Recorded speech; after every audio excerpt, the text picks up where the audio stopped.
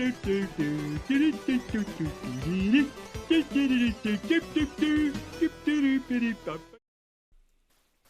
is Ignoramus Jones for the Commodore 64, and I found this one and decided to give it a try based on the title alone. It's a homebrew game, apparently, and it's developed by Mark Ray and released in the mid-90s. This is a SEUCK game. I think it's pronounced that. It's SEUCK. I don't know. It means Shoot 'em Up Construction Kit, which is an application that lets you make simple shooter games. I've seen a lot of program construction kits on a bunch of different platforms over the years, but I've really not seen many completed games. I'm kind of impressed that somebody followed through like this. The game starts with an awesome load animation. We get this great looking numbers countdown, which I thought was really impressive, and then there's an intro screen with this killer Commodore synth music. It's actually a song from an 80s action show called Airwolf, and it sounds great. I don't know if this was an intentional part of the game, or if this was because this was a hacked game disc.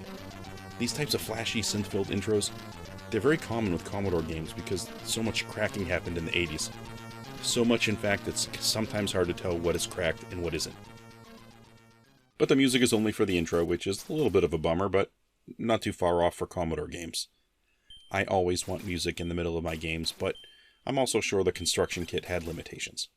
Sound effects are just fine for this one. I'm just someone that's partial to Commodore synth music. From the start, I actually thought this game felt a little bit like the Rambo game for the Commodore 64, and I think that's probably mostly because of the scenery, I think. Here, you play Ignoramus Jones, and you're running around the screen, dodging obstacles and people. You're shooting and trying to not get yourself shot or killed by some sort of trap. You can get shot by the enemy and killed by a whole bunch of other things, like a spider in a tree, giant boulders, blades, spears, stuff shooting out of walls, rope bridges that have holes in the planks, or even a mine occasionally, which originally I thought I was just dying at random, but it turns out there are mines. They're just not that easy to see, I suppose. When I first plugged the game in, I found myself wanting to run through this as fast as possible to see where it took me, but that impatience quickly became an easy way to get myself killed. Being more careful and slowly advancing through the map was a much better approach, and also, I don't see a timer anywhere, so what's the rush? Move a little, wait to deal with whatever shows up, that sort of thing. I do get killed plenty, of course, but the death animation here is actually kind of fun.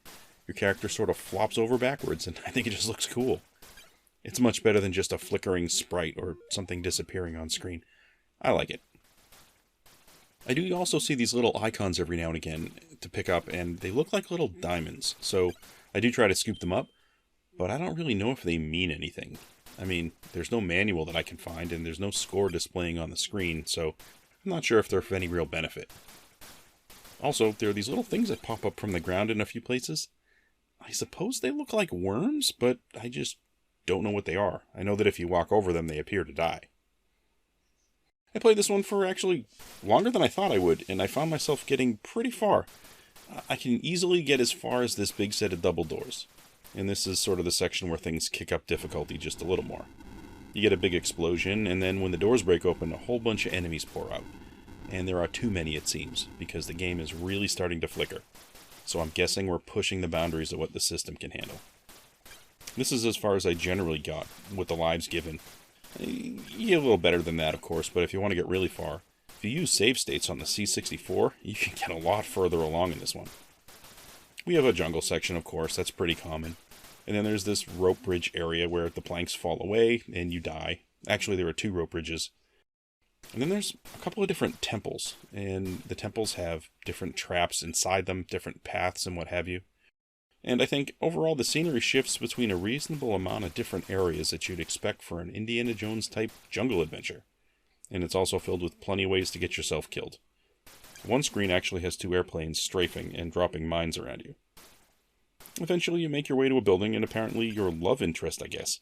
She greets you and a bunch of hearts appear and dance around, but ultimately she rejects you, so you get to go off running again, dodging traps and shooting sprites, and I'm guessing those sprites are enemies.